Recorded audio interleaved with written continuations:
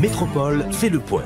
Le point tous les matins, simultanément sur radio et Télémétropole. Le point est une courtoisie de Unipièce, Cordia Shipping et Lissa Lotto. Madame, Monsieur, bonjour. Bienvenue à la rubrique Le Point de Radio et Télémétropole. Nous sommes aujourd'hui vendredi 10 janvier 2025, 2 jours avant la commémoration de cette date fatidique, 12 janvier 2010, où un tremblement de terre avait secoué Haïti violemment et avait fait plusieurs milliers, plusieurs dizaines de milliers de morts. Nous avons avec nous aujourd'hui Madame Marie-Alice Théa.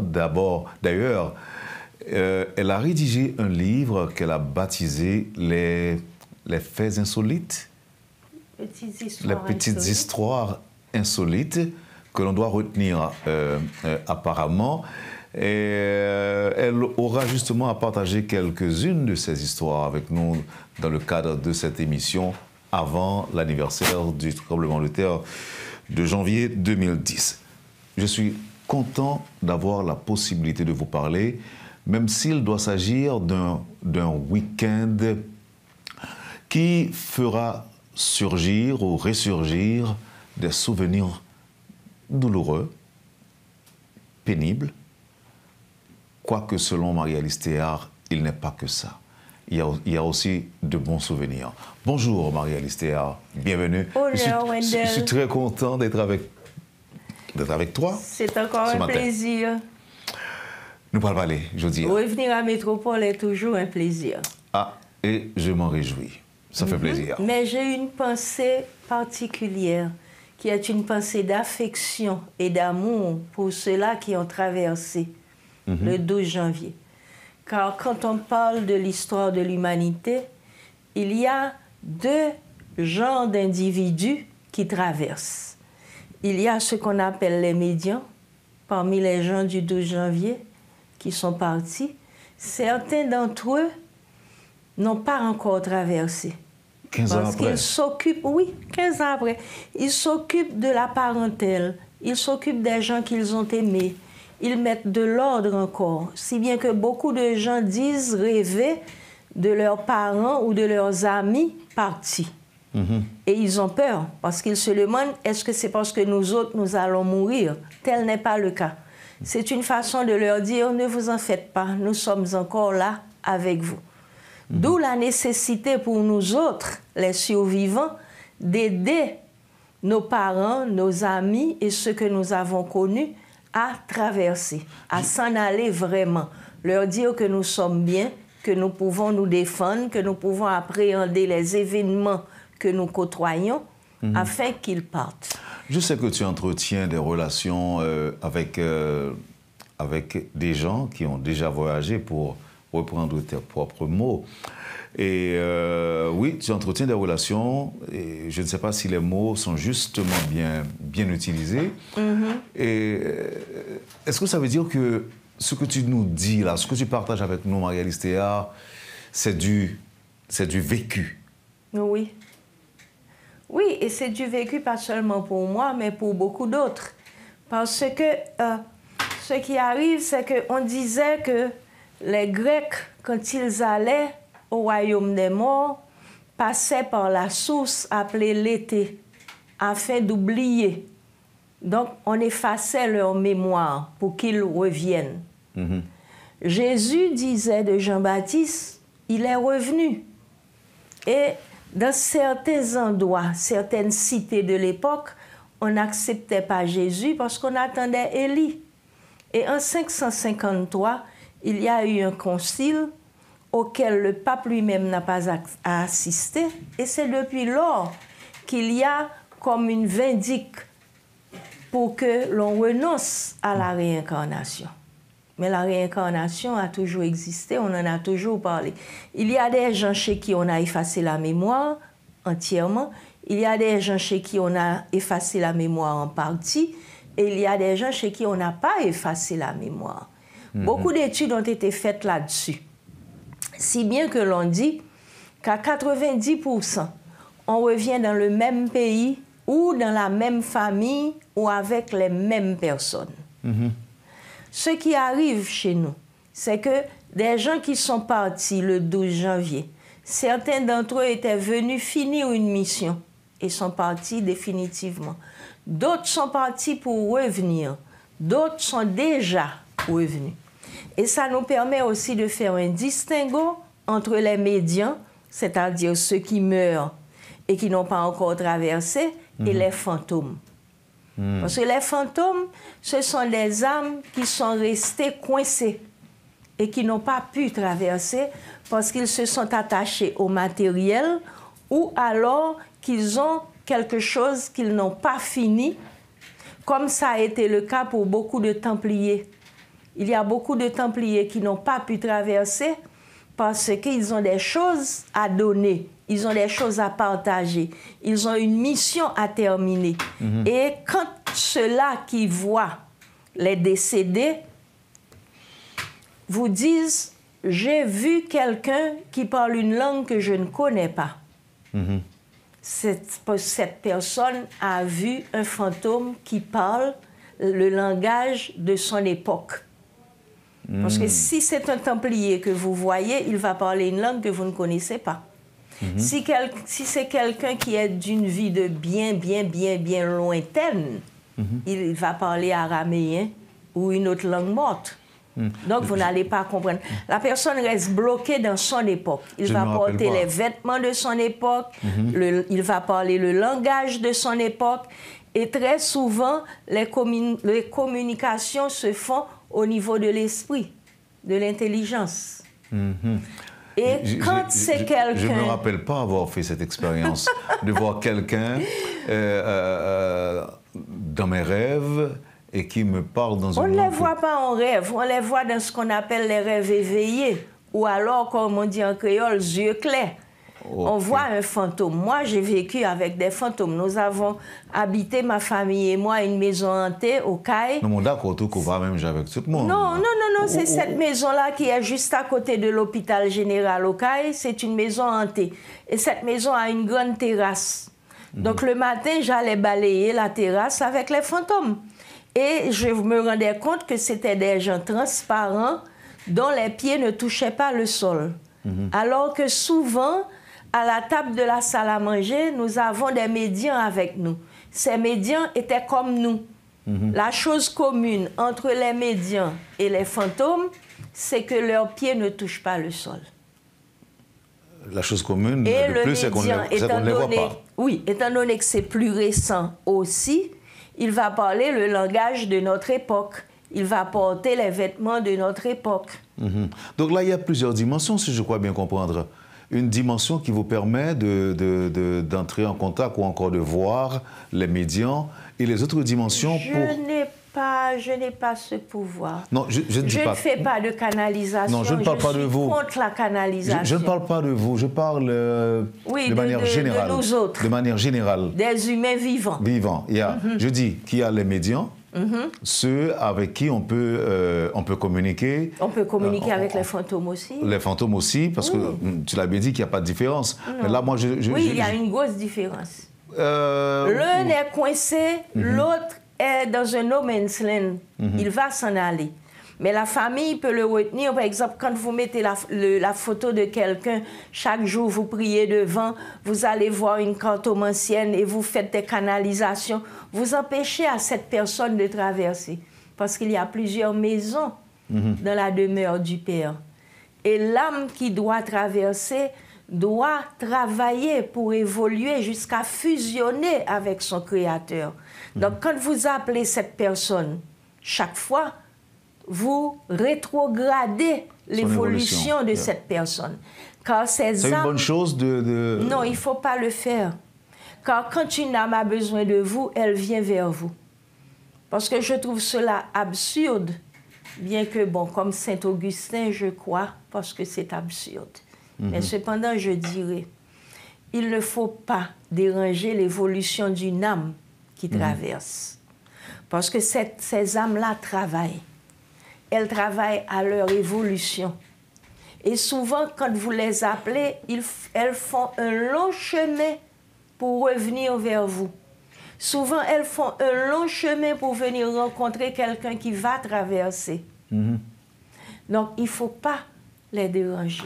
Dois-je comprendre que c'était bien pour l'humanité ou encore pour Haïti le 12 janvier? Je ne dirais pas que c'était bien.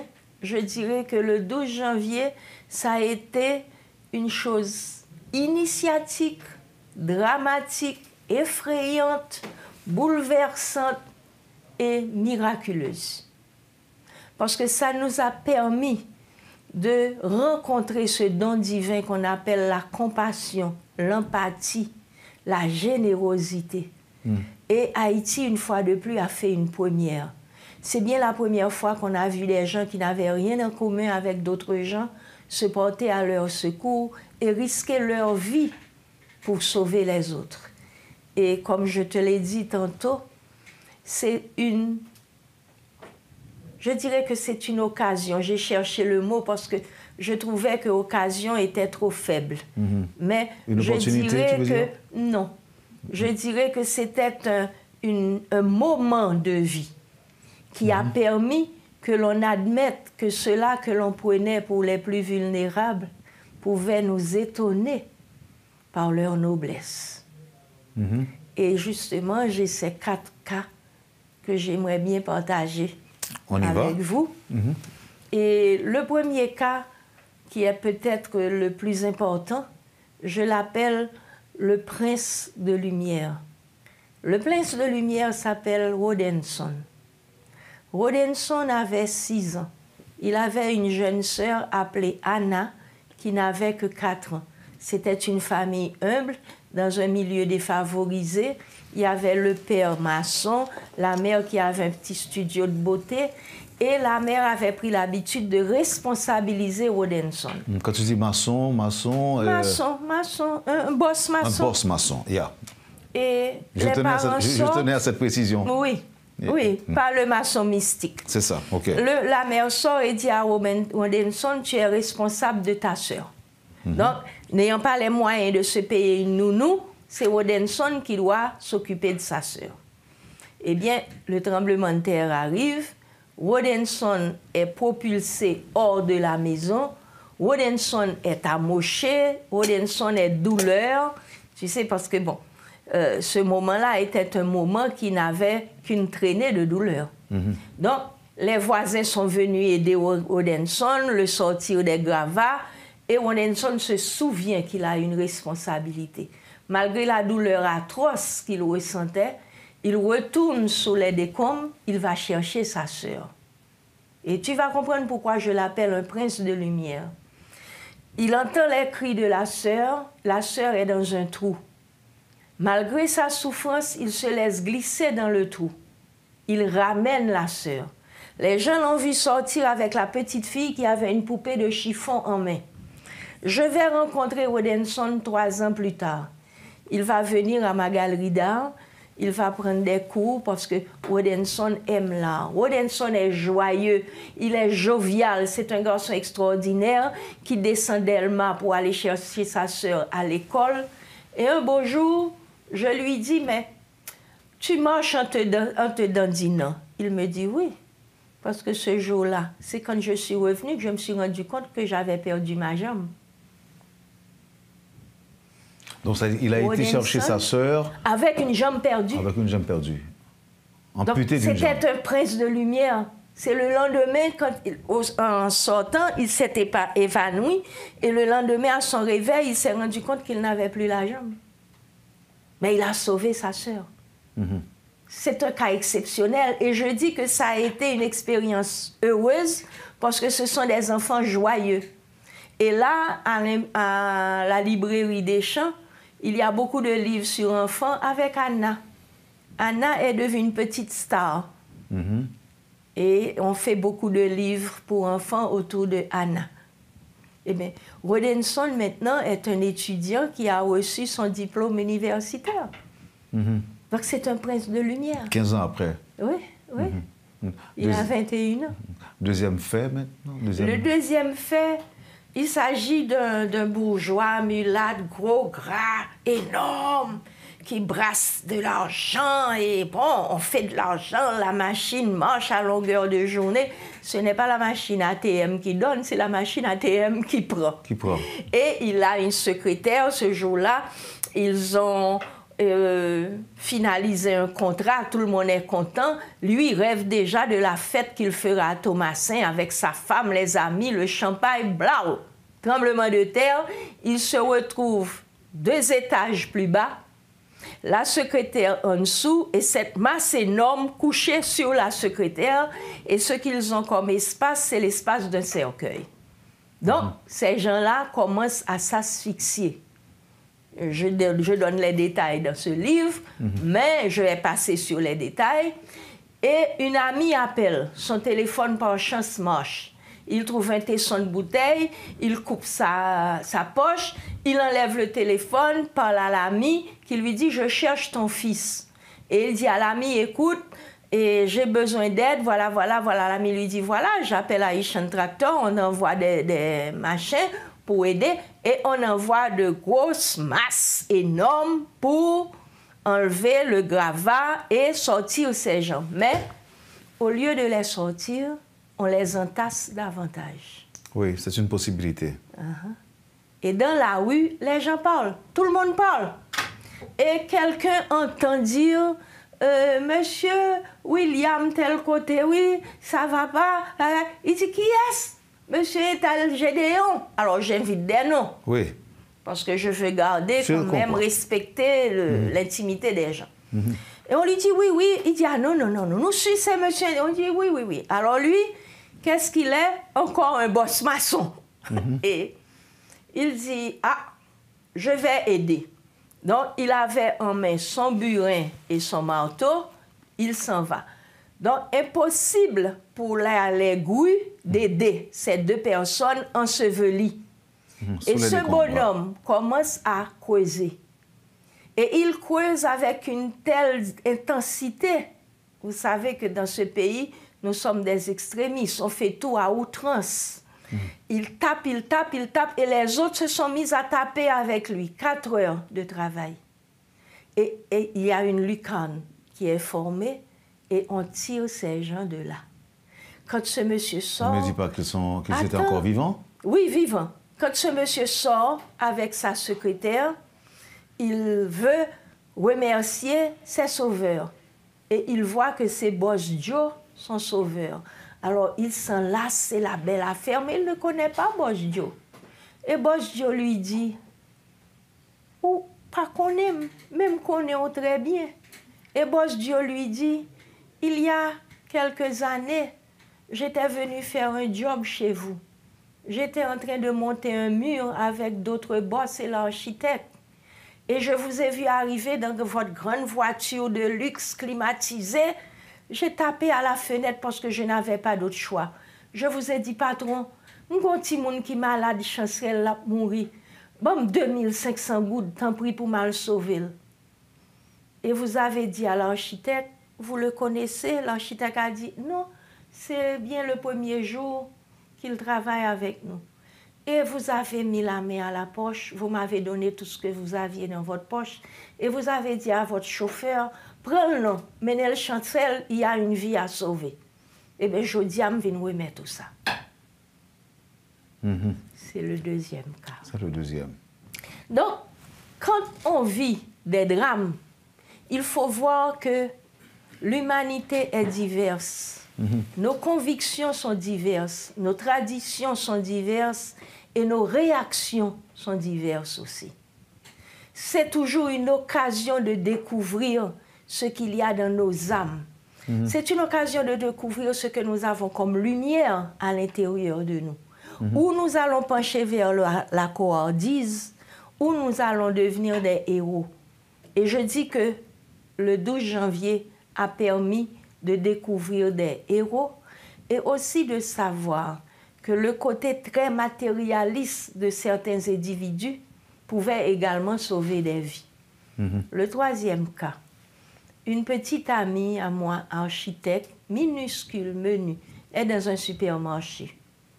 Et la chose se précipite et elle est, elle aussi, ensevelie avec un homme. Ils sont restés là-dedans 5 jours et 5 nuits. Tout ce qu'ils ont trouvé pour se nourrir, c'était un bocal de mayonnaise qui était tombé avec eux et une bouteille de soda. Pour rester en vie, ils se racontaient leur vie. Mais ces gens du supermarché avaient leur coffre-fort qui était aussi enseveli. Ils ont fait venir des Dominicains pour fouiller afin de sortir les coffres-forts. Et en sortant ces coffres-forts, ces gens-là qui étaient en dessous sont également sortis. Donc, c'est le matérialisme, qui va en même temps sauver une vie.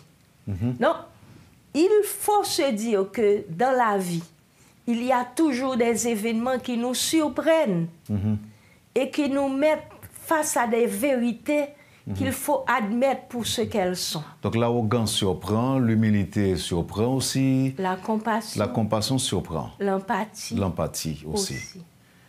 Et le dernier, le quatrième? Le quatrième, c'est l'histoire de Tony et de Polo. Tony est un étudiant qui vit seul ici. Il est étudiant en droit. Ses parents sont à Saint-Domingue et chaque jour, il descend d'Elma pour aller suivre ses cours. Et il rencontre chaque jour Polo. Polo, c'est un bonhomme, disons, de la rue, qui ne fout rien, mais qui mendie. Chaque jour, il donne une monnaie à Polo. Ce jour-là, Polo lui dit « Ah, patron, je suis là, comme d'habitude. » Et il dit à Polo « Waouh, je suis désolé, aujourd'hui, je n'ai rien pour toi, mais je dois payer mon cours, il me restera 100 gourdes. Je te promets de te donner quelque chose de ces 100 gourdes. » Polo dit « Ok, patron. » Il s'en va. L'école tombe et Tony est enseveli. Donc, je vous passe les détails. Les heures ont passé. Tony sait qu'il ne sera pas sauvé parce qu'il n'y a pas moyen de sortir de là. Et il entend taper, taper, taper, taper. Et il s'entend appeler « Patron, patron !» Il dit « C'est pas possible, je rêve. Peut-être que je voyage déjà parce que j'entends des voix. Patron, patron !» Et il entend la personne dire « Mais venez de non, patron là, patron doit me toucher. » C'est Polo qui est venu avec son monde tirer Tony de là. Et Tony, le remerciant, il lui dit « Mais non, je ne l'ai pas fait pour toi. Je l'ai fait pour les 100 gouttes. Est-ce que tu as les 100 gouttes? » Tony lui dit « Non, je n'ai pas les 100 gouttes. » Et Polo lui dit « Mais je sais très bien que tu n'as plus les 100 gouttes. Mais je me suis payé. » Et Tony de lui dire « Tu t'es payé comment ?» Il lui a dit en te donnant la vie. Maintenant, c'est moi ton papa. Donc, ce sont des choses cocasses et merveilleuses. En effet, oui. À savoir, ce sont des choses à savoir et aussi à retenir. Donc, tous ces faits insolites sont dans le livre. Oui, ces faits sont décrits, entre autres, et bien d'autres, parce qu'il y a quand même une vingtaine d'histoires ici. Et j'ai voulu faire ce distinguo pour que nous sachions que quand nous vivons un moment effroyable, comme c'était le cas, il faut se demander pourquoi. Et là, nous arrivons au moment où nous devons, toi et moi, nous demander pourquoi c'est arrivé et quelle était la raison et la cause de cette affaire-là qui nous a pris tant de vies humaines. Et quelles étaient ces vies-là? À quoi est-ce qu'elles avaient servi?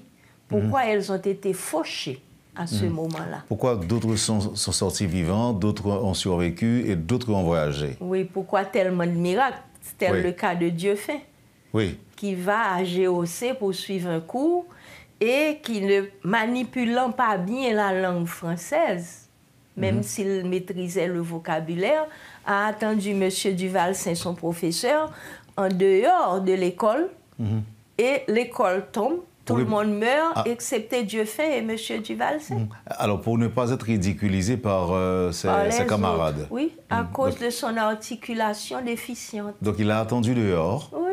Et la ça maison. lui a sauvé la vie. Et mon histoire à moi est encore plus insolite. J'ai une galerie d'art. D'habitude, le mois de janvier, c'est le meilleur mois de l'année parce que mes clients ont à payer le bonus. Ils sont très occupés en décembre. Décembre, ce n'est pas vraiment le bon mois. Et janvier, c'est le mois où je vais travailler, mais vraiment comme une négresse que je suis. Alors, le 7 janvier, j'annonce à ma famille que je pars. Et mon époux me dit, je sais qu'en général, la petite tête voyage, mais Dieu te répond toujours, qu'est-ce qui se passe avec le Dieu à l'intérieur de toi? Je lui dis, le Dieu à l'intérieur de moi me dit qu'il faut que je me déplace. Il me dit, bien oui, tu te déplaces quand? Je dis demain, c'était le 8 janvier.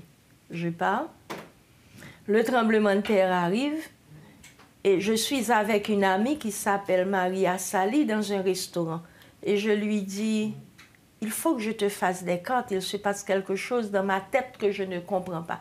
J'ouvre les cartes et je lui dis, mais nous devons rentrer. Je rentre et je lui dis, elle me dit, mais qu'est-ce que tu vois dans mes cartes? Je dis, le néant. Haïti disparaît, il semble, mais pas tout à fait. Elle me dit, comment ça? Et je dis, mais ouvrez la télé. Et on ouvre la télé, et à la télé, ce que le chroniqueur annonce, il y a eu un tremblement de terre, il semble qu'Haïti a disparu. Et l'écran est tout noir. Alors ces femmes-là qui étaient avec moi se mettent à hurler. Je dis, non, non, non, non, allumez toutes les bougies, on va envoyer de l'énergie positive et on va sauver ce qui reste. Bon, elles ont obéi, ce qu'on a fait. Si bien que j'ai été la première personne à faire le contact pour Haïti, et je me suis retrouvée pendant 4 jours et 4 nuits, bloquée devant l'ordinateur, à faire des contacts ici et là. Si bien que j'avais perdu mon fils dans cette affaire, et en cherchant des gens pour des gens, mettant des gens ensemble, quelqu'un a envoyé le message, un docteur là encore, il a, et tel gens, c'est lui qui a aidé des gens. Avec le DASH de docteur Laroche. Et je dis, mais comment il est? Quand on a décrit la personne, je dis, mais non, il n'est pas médecin, mais c'est mon fils. À l'époque, il travaillait au DASH avec le docteur Laroche. Alors, ce qu'il faisait, il s'amusait à voler les médicaments et à porter aux gens un petit peu partout, si bien qu'il va perdre son job. OK. Oui, mais il va être pris en main par Sean Penn, et avec Sean Penn, il va recommencer à faire du bénévolat, et c'était là sa voie. Donc, il y a toujours une raison pour laquelle notre intuition nous dit de faire une affaire de fou. Quand on nous dit de poser un acte de fou, il faut le faire. Parce que très souvent, l'intelligence nous bloque et nous empêche d'être à l'écoute du Créateur, du Dieu à l'intérieur. C'est l'intelligence qui fait ça, qui en est la cause? Qui font quoi? Non, tu viens de dire parfois l'intelligence nous bloque. Oui, parce qu'à l'âge de 7 ans, on devient tellement raisonnable qu'on n'est plus à l'écoute. Avant 7 ans, nous sommes comme les chats. Nous voyons, nous entendons. Souvent, les enfants parlent à des personnages que les autres membres de la famille ne voient pas. Et à 7 ans, on commence à rentrer dans la raison et on se dit, c'est quoi cette affaire? Et de plus en plus, on s'éloigne de l'instinct. L'intelligence prend la place de la sensibilité. Et c'est ça qui est terrible, parce qu'on devient de plus en plus matérialiste, et c'est ce qui est arrivé avec l'Atlantide. Quand Dieu a envoyé les êtres qui devaient aider à l'évolution spirituelle de l'humanité, Dieu leur avait dit de ne pas se mêler aux êtres en évolution. Il était trop tard pour métisser les deux. Et alors Ève a vu Cano, qui était un être en évolution et qui était tellement beau. Elle a eu cette relation sexuelle avec lui et elle a raconté l'affaire à Adam. L'allégorie, c'est qu'on nous montre beaucoup le jardin d'Éden avec le pommier, le serpent qui va tenter Ève, qui mange la pomme. Mais c'est pas la réalité. Donc le serpent, c'est Cano. Et la pomme, c'est cette luxure qui s'est mise de la partie. Alors Adam a dit à Ève, nous ne pouvons pas continuer à remplir la mission puisque nous avons été déchus par ton acte. Donc ils sont partis. Et quand ils sont partis, il y a des êtres comme toi et moi qui étaient là et qui sont partis aussi. Ça va être, la mythologie nous raconte l'affaire de l'arche de Noé. Et beaucoup de scientifiques disent que les Haïtiens sont les derniers fils de Noé. Et c'est en Haïti que l'histoire de l'humanité va reprendre forme. J'ai même appris que ce serait... C'est là que le miracle va s'accomplir. Il faut se préparer. Parce que 2028 va être une année féroce. Et 2025. Mais constructive. 2025, pardon, j'ai dit 2028. 2028, nous serons déjà dans l'abondance. 2028 Ah oui. C'est dans 3 ans. Oui, la belle abondance. Ah. Oui. Observons la pause et on revient pour les détails. Oui. Vous suivez, madame, monsieur, la rubrique Le Point de Radio et Télémétropole. Marie-Alice Théard est l'invitée de ce matin. À tout à l'heure, après la pause. Le Point est une courtoisie de Unipièce, Cordia Shipping et Lissa Lotto. Bienvenue à la deuxième partie de la rubrique Le Point de ce matin. Avec nous, Marie-Alice Théard. En 2021, nous sommes ces premières fois rencontrés. C'était Miami. C'était Miami, le sang nous avons allé Orlando. C'était ça. Oui. Pour nous répondre à une invitation. Je suis venue te repêcher à l'aéroport. En effet. Alors, ce qui se passait, c'est que ou même on qu'on aime déjà, parce qu'on connaît web dans la télévision, mais moi-même, je n'avais aucune idée de la personne. Et m'attends mon qui devait chercher Mio, et puis c'est vous-même qui dit comme ça que je vais chercher Wendell. Et puis je m'étais installé. Mapkabicha. Et puis c'est ainsi que tu t'amenais, et puis tu m'as dit que tu es venu me chercher. Et 2 semaines plus tard, où j'étais rentré en Haïti, moi-même, j'ai traversé Washington, et puis je suis retourné à New York. Là, nous en juillet, fin juillet 2021. Et début juillet, fin juillet, David malade. Le malade, et puis vraiment début août, je suis sorti à l'hôpital. Et comme il y a un monde que je rencontré et qui t'a fait un plaisir, j'étais enchanté de monde que hier, j'ai décidé de faire un petit coup de fil pour me parler avec eux. Par contre, je songeais tout ça. Et puis un beau jour, j'avais des amis, enfin les amis qui m'avaient invité, toi et moi d'ailleurs, qui nous avaient invités à ce symposium qui se tenait à Orlando. Ils m'avaient, après avoir appris que j'étais malade, ils avaient pris la décision de me rencontrer à Miami. Et c'est à ce moment, non, c'est à New York. Ils avaient décidé de me rencontrer. Et alors que je me rendais à l'hôtel où ils se trouvaient, j'étais encore souffrant, je n'étais pas complètement rétabli. Nous avons en communication avec Marie-Alice Théard dans le téléphone, nous avons parlé. Et ceci pendant plus d'une trentaine de minutes, nous étions dans le téléphone avec eux. Ce que tu m'avais annoncé, j'en oublié, là nous sommes début août, 3, 4, 5 août, quelque chose de ce genre. Et tu m'avais annoncé qu'on allait avoir des problèmes en Haïti. Parmi les problèmes qui étaient un petit peu dérangés, vous avez dit qu'il y a pile de monde qui va mourir en Haïti. Moi-même qui ai toujours un réflexe journaliste, tant comme tu fais avec docteur Mathurin, Daniel Mathurin, qui t'a annoncé mon gros événement pour le passer en Haïti. Et puis il me dit comme ça, dans quel moment ça va le passer? Et puis il dit comme ça, mandat René Préval, pas de temps fini, événement ça a passé, il y aurait des milliers de morts. Il faut me dire qu'avant réponse, même pas trop là, pas trop content de question, parce que la question paraît un petit peu ridicule pour me dire au monde qui le ça passé, alors que nous connaissons que normalement, bagay ça, on pas qu'à mesurer dans le temps, on pas qu'à dire qui le va passer. Il était pas une précision ça. Donc c'était pareil pour toi, avec la différence où tu dis que Wendell, en plus de monde va mourir en Haïti, me dit, mon idée, avec quelle heure ça va commencer? Il dit que dans 2 semaines, une équipe qui a commencé à mourir. Dans 2 semaines, moi-même, j'étais aux États-Unis. Qu'est-ce qui allait se passer? On allait avoir le tremblement de terre du 14 août dans le Grand Sud, côté que quelques 2000 personnes ont perdu la vie. Et je n'ai pas précisé le tremblement de terre. On a dit que nous ne prenons pas pile temps, par exemple, pile sang qui a coulé en Haïti. Et en effet, ça continue jusqu'à aujourd'hui.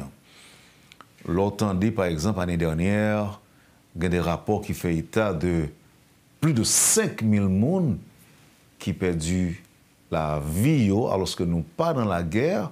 Ce n'est pas une épidémie qui fauche en peu le monde. C'est nous-mêmes encore, nous-mêmes haïtiens, qui avons entretué nous. Et qu'on est là, on se dit, on bagaille avant pause là, que 2028, c'est pas une période d'abondance. Moi, je voulais quoi. Jusqu'en 2060.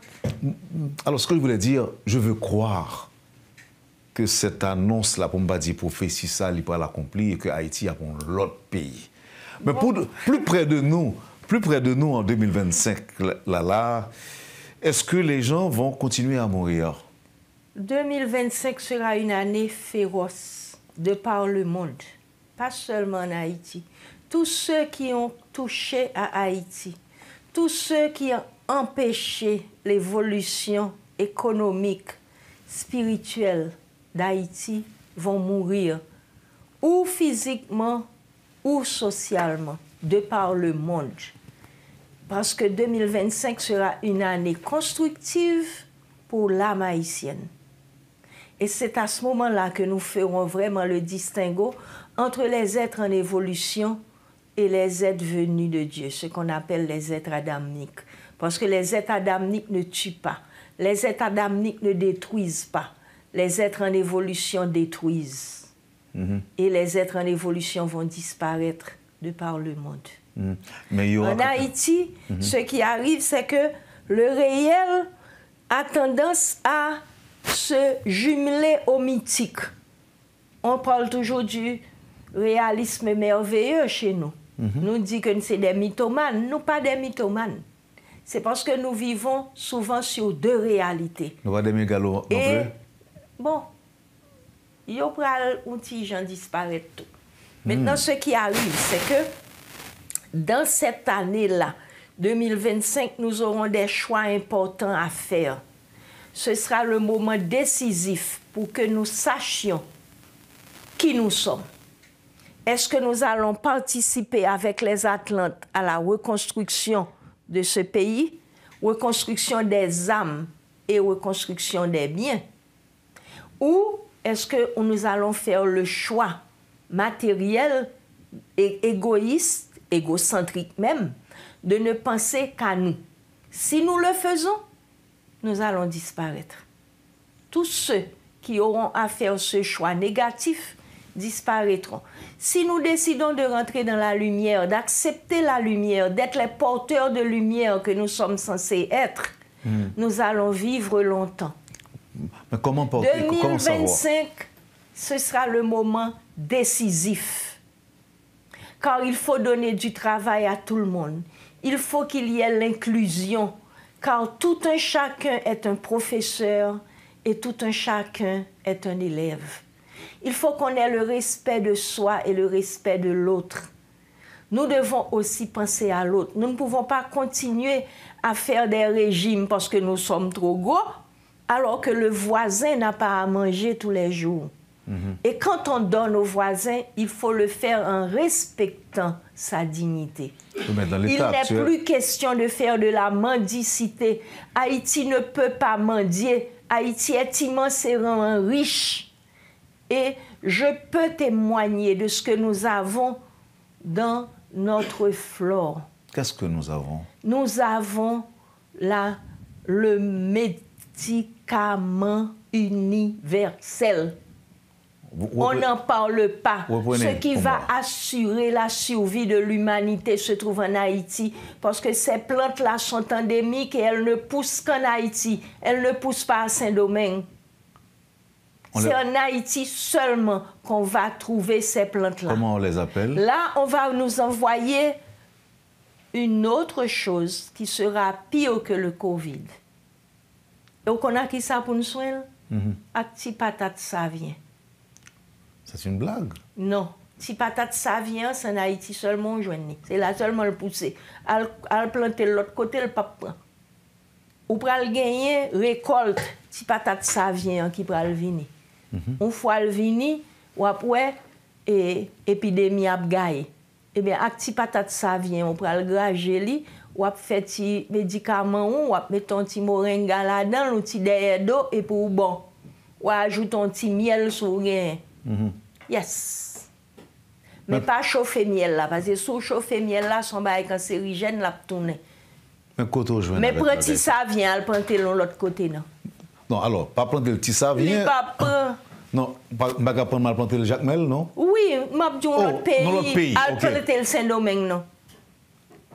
Et ça me revient, et je le dis encore, bagaille qui paraît plus humble, plus vulnérable, c'est lui-même qui peut aller étonner. Mais nous tellement manger si ça vient. Eh bien, li bon pour le système immunitaire. Mais qu'est-ce que ça donne de différent? Demandez aux scientifiques. Je ne suis pas une scientifique, je peux seulement vous dire, voilà, un médicament, c'est un médicament. Et il y en a plein. Par exemple, si vous parlez aux vaudouisans, ils vous diront que pour avoir accès à un laboratoire, le vrai laboratoire vaudou, eh bien, si par exemple, laboratoire, l'église Saint-Pierre, là, depuis l'or, Hôtel Montana, il y a 7 chemisettes pour mettre devant nous, ont tellement odeur à fort. C'est une science très avancée, c'est pas une blague. Quand on parle du vaudou, on parle toujours de superstition, on est en train de détruire ce qui fait partie de nos traditions, ce qui fait partie de notre culture, ce qui fait partie de nous. Parce que, étant donné que c'est une tradition orale, rien n'est écrit. Mais la médecine pratiquée par les vaudouisants peuvent sauver l'humanité.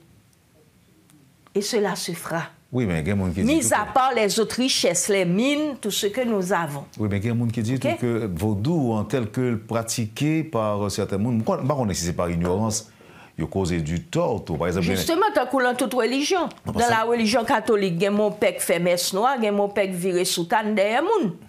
Dans toutes les religions, il y a une part de lumière et il y a une part de noirceur. Ce que je voulais dire, on fait le choix. Ce que je voulais dire, Marie-Alice, c'est que il y a des gens, par exemple, qui ont un problème qui relève de la psychanalyse, par exemple, ou de la psychiatrie.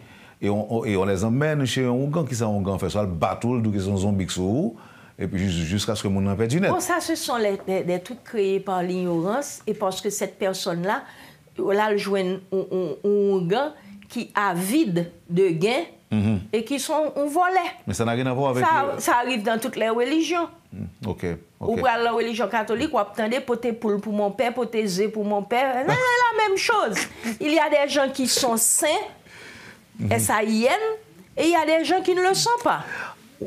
Tu vas les retrouver dans toutes les religions. On nous retourne sur prospection, projection et sur... Oui, alors, ce que je disais, c'est que 2025 sera une année féroce. Ce sera une année de choix, ce sera une année d'élimination, ce sera une année de purification. Et effectivement, en 2028, nous serons dans l'abondance. Alors, si vous avez des biens en Haïti, ne les vendez pas parce que vous ne pourrez pas les réacheter en 2028. Haïti va devenir très cher. Et on m'a montré ce à quoi va ressembler Haïti. Et... Ah, mon cher, c'est pas une blague, non, c'est vrai jardin d'Éden. Haïti, oui. Oui, ces derniers vestiges Atlantides, là. C'est le pays des élus, c'est le pays choisi. Maintenant, comment bien ça... avant Christophe Colomb sont arrivés les Grecs, les Vénitiens, tu as les Indiens qui étaient là, les Africains sont arrivés avant. Voilà pourquoi chez nous, il y a beaucoup de mulâtres qui sont des mélanges noirs, africains et indiens. Et on n'a jamais rendu hommage à ces Indiens-là. Pour survivre aux événements qui vont se produire en Haïti, est-ce qu'il y a un comportement à adopter? Fais la paix avec Dieu qui est à l'intérieur de toi. Laisse transpercer l'amour qui est en toi, la lumière qui est en toi. il y a des gens qui ne vous aiment pas et qui ne vous aimeront jamais. Parce que justement, c'est lumière quand dedans, là, ils pas aimer. Qu'est-ce qui va se passer des zones de non-droit? Mais vous lumière pour eux. Dans les zones de non-droit, tu as des gens qui sont des êtres en évolution, tu as des êtres qui sont des êtres créés, tu as des êtres qui sont des porteurs de lumière. On voit les gens ils chassés. Et on va nous chasser de tous les pays du monde parce qu'il nous faudra revenir ici pour reconstruire Haïti. Tous ces êtres-là ne comprennent pas pourquoi on leur pousse le dos dans les autres pays. C'est à cause de ça. De même que tu verras qu'il y a des gens qui ont eu accès au Biden et qui ne peuvent pas partir. Ou alors ils sont partis, pas qu'arrêter. Parce que ceux-là qui sont partis pour 2 ans, ils sont allés chercher une discipline qu'ils n'ont pas. On va les discipliner, leur apprendre comment se servir de ce qu'ils ont comme capacité et comme talent dans la régularité. Et puis on va le tourner là. Est-ce que ça veut dire que le plan tient compte du retour de Trump? Absolument. Donc, on les a mis de côté pour les protéger et ils vont revenir. Et il y en a beaucoup. Donc le retour de Trump est une bonne chose pour Haïti. Tu sais bien que notre groupe a fait 135 pays en 1 an pour justement rappeler à tous ceux-là qui sont au dehors et qui sont des Atlantes que le moment va arriver pour eux de revenir. Certains vont revenir pour prendre leur retraite. D'autres nous ont dit qu'ils donneront 2 ans, 3 ans, 4 ans, ça va dépendre. Et ce sera du bénévolat pour Haïti. Tous ceux qui aiment Haïti, ne serait-ce que par la pensée, si vous avez une pensée positive pour Haïti, eh bien c'est comme si vous avez fait un dépôt à la banque. Laissez-moi vous reposer la question, Maria Listea. Le sort des gens qui tuent en Haïti aujourd'hui, il y a des enfants aussi, de jeunes enfants qui sont massacrés. Ils sont déjà morts. Les membres de gang. Si vous regardez ces gens-là, vous verrez qu'ils n'ont pas d'aura. Aura allé déjà. Je regardais un homme très important de l'international, machin. Il n'a pas d'aura. Le bonhomme est déjà mort. Aura disparaître. Aura disparaître. Et au président, c'est bien beau, mais pas de aura. Aura qu'on disparaître bien longtemps avant qu'on allait. Donc, et ça. Quand on est médium, voilà pourquoi je dis que notre vie à nous autres médiums est une vie pénible. Parce qu'il y a des choses que nous ne pouvons pas dire. Quand quelqu'un vient me voir pour lire les cartes, je ne peux pas dire moi, elle va mourir et que je ne peux pas faire rien pour lui. Je ne peux pas dire, bon, vous allez avoir un moment pénible, n'allez pas à tel endroit, parce que moi, j'ai un accident, j'ai un bagage. Mais si vous allez mourir et que c'est une fin de vie, je vous dis tout simplement que je ne vois rien et je vous remets votre argent. Dernièrement, une amie à moi allait perdre sa fille. J'arrive chez elle, j'ouvre mes cartes, je vois la mort de cet enfant et il n'y a pas de rémission. Donc je ne lui ai rien dit. 1 semaine après, l'enfant meurt. Elle me le reproche. Je dis, bon, tu peux me le reprocher, tu peux m'en vouloir, mais moi j'ai perdu un fils. Comment est-ce que je peux dire à quelqu'un, à une mère, qu'elle va perdre sa fille unique? Je ne peux pas. Je n'ai pas ce droit. Je peux dire, faire attention, c'est ainsi que j'avais dit à Gary Coney, fais attention, autrement, on va te caler le dada. Et c'est arrivé, on lui a calé le dada, parce qu'il n'a pas fait ce qu'il aurait dû faire. Qu'est-ce qu'il t'avait répondu? Il aurait dû donner du travail à 110 000 personnes en 3 mois. Est-ce qu'il avait les moyens? Je le lui ai dit, il m'a répondu, je suis l'État. Tu ne peux pas être Premier ministre et être l'État. Il t'a dit ça? C'était de la foutaise, oui. J'avais des témoins. Il me l'a dit en mettant sa main là, comme ça. Mais je suis l'État, je ne peux pas rentrer dans un projet aussi important, donner du travail à 110 000 personnes en 3 mois. Non, non, non. J'ai juste besoin de déplacer les gens qui sont là-bas. Si vous déplacez les gens, vous allez leur donner du travail. C'est la première chose à donner à un être humain. Avant de parler à la foule, qu'est-ce que le Christ a fait? Il a multiplié les poissons et les pains. Si vous ne donnez pas à manger à un homme dans sa dignité, vous ne pouvez pas lui parler, vous ne pouvez pas lui dire qu'il a des devoirs. On peut parler de droits et de devoirs quand on a accès à l'essentiel. On va terminer, Maria Listea, mais j'apprends bien la leçon. Je ne sais pas si je vais pouvoir la retenir. Il y a quand même un comportement à adopter si on veut faire partie des millions de survivants à tout ce qui va se passer? Il n'y aura pas des millions, son petit point pour arrêter. Son petit point. En Haïti, un petit point. Moun ka prêté. Oui. Mort sociale ou mort physique, il y aura une purification en profondeur. Ce n'est pas le moment de courir à l'église ou d'aller sous les péristyles ou dans son sanctum. C'est le moment de faire la paix avec soi. C'est le moment d'être en paix avec ses convictions. C'est le moment d'assumer. Là, il y aura l'éveil spirituel dimanche à Caribé, une cérémonie de réconciliation. Ce sera une cérémonie œcuménique où les gens de toute religion, pour une fois, vont se mettre ensemble. Les protestants, les adventistes, les vaudouisants, les musulmans, les catholiques, tout le monde va se mettre ensemble. Non seulement pour rendre hommage à nos ancêtres, mais pour dire au revoir à ceux-là qui ont traversé et dire on souhaite la vie et une vie équilibrée à tout un chacun. Car avoir de l'amour pour l'autre, c'est respecter l'autre, quelle que soit sa situation économique, situation sociale et son éducation.